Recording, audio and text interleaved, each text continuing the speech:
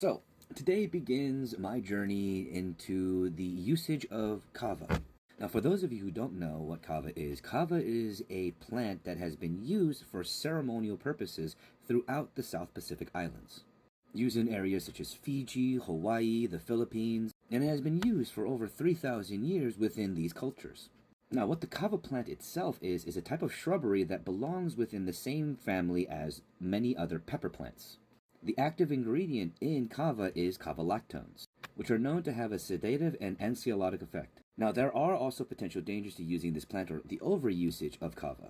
One thing that many people bring up is the liver damage that kava is known for. But what a lot of people don't seem to do their proper research in is the fact that that particular bit of research was done in a not exactly controlled environment, and it is old statistics. There are new statistics that have actually refuted the toxicity of kava. Not to say that it doesn't affect your liver, and overusage of kava, much like overusage of anything else in the world, can cause damage to your body. But the hepatotoxicity which is attributed to kava is more akin to those that overuse and use on long periods of time through long spans of their life, and it takes a while for it to affect you, much like alcohol.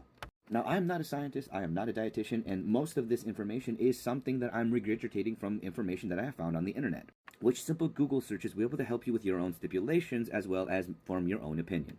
The reason why I myself am choosing to start a kava regimen as well as adding it to my daily life, not only for spiritual purposes but also for my mental purposes, it's something that a friend of mine who actually is Hawaiian and is part of this culture has suggested for someone like me, who suffers from ADHD as well as ADHD-induced RSD, which is known as rejection sensitivity dysphoria, which is something I would recommend that y'all look up that do have ADHD, because it might at the very least broaden your horizons a little bit.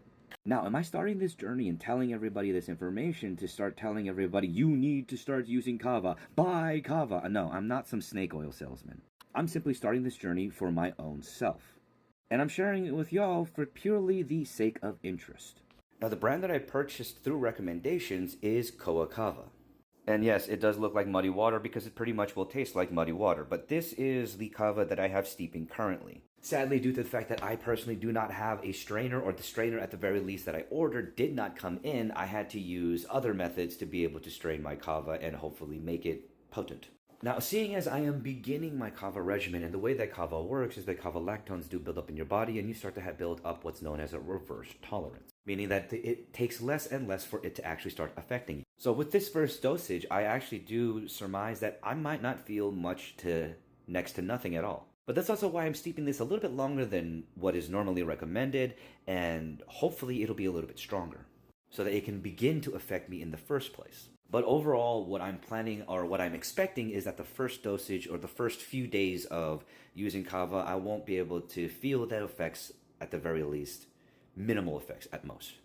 But I've been talking a lot, this has been steeping, and hopefully it's settled enough for me to be able to ingest it. Alright, so, I have my kava right here. It's not a traditional bowl like I would. I have that coming in, so hopefully in the next few videos when we start doing this Kava Journal more regularly, it'll be here by then, but we'll see.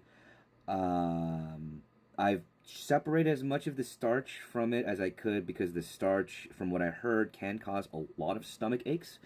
This isn't as well filtered as I would want it to be, but I'm going to take a drink. I'm going to try to finish it slowly, and I will check back in at 15 minutes and then at a 45-minute mark just to see if I'm feeling any effects. One thing I will note about the flavor is, if you've ever had yerba mate, it has a very mate-like aftertaste to it. So, checking in at the 15-minute mark, and I will say that my tongue definitely feels the tingle, and it's still kind of there. I feel a little lighter, and definitely a little bit of euphoria, small amounts. My body feels just a small amount of relaxation. But we'll check in at the 45-minute mark. Alrighty then, so 45 minutes in, and I don't think it's going to get any stronger at the moment, mainly because this is my first dosage, and I didn't get to... I'm still working on my method on making kava, so I think that definitely is a factor here. but I definitely felt or feel a lot looser. I feel lighter in a way. Not to say that I started, not to say that it's similar to the same feeling that you would get with other substances or, say, alcohol. It's not as intense. It's more of a slow roll at the moment. And for me, I can honestly say that I do feel a lot lighter. I do feel a little bit looser. And it's a lot easier for me to actually do this video than it was earlier. So this is day one, journal one of the Kava journey. And we'll see how it goes as we continue to move forward.